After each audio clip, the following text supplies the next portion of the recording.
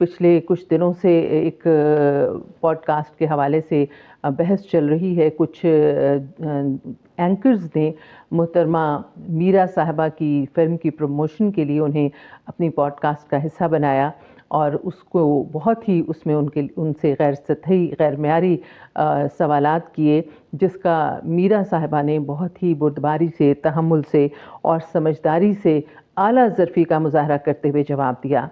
मैं उनसे मुतासिर तो पहले ही थी। मैं अगरचे फ़िल्में बहुत कम देखती हूँ, लेकिन एक फ़िल्म मैंने उनकी देखी थी, खिलौना, और उसका एक गाना भी मुझे बहुत पसंद था।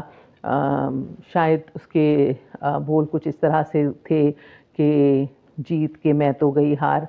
बहुत ही अच्छी फ़िल्म थी और उनकी जो एक्टिंग थी वो उसमें बहुत खूब थी। ये है कि जब आप किसी का इंटरव्यू करते हैं या आप किसी को अपनी पॉडकास्ट में बुलाते हैं, तो इसका मकसद ये होता है कि आप उसको बुलंद कर रहे होते हैं, आप उसका अच्छा इमेज देखने और सुनने वालों तक पहुंचा रहे होते हैं। मैंने अपनी ज़िंदगी में यही देखा, मैं क्या और मेरी औकात क्या वाली बात है कि कभी अगर किसी ने मेरा इंटरव्यू किया, तो मैं उनसे पूछने का हक रखती थी कि किस किस्म के सवाल करेंगे, और ये भी पूछ लेती थी कि किस तरह के जवाब दूँ, जिससे मेरा इमेज ख़राब ना हो।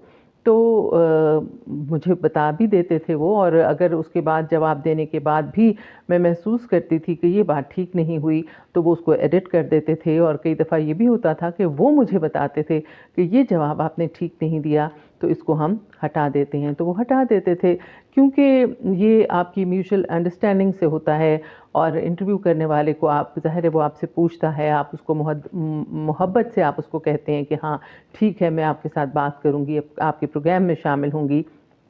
तो उसका भी ये फ़र्ज़ बनता है और कि वो आपकी अच्छे इमेज को, अच्छे तासुर को देखने वालों तक पहुँचाए।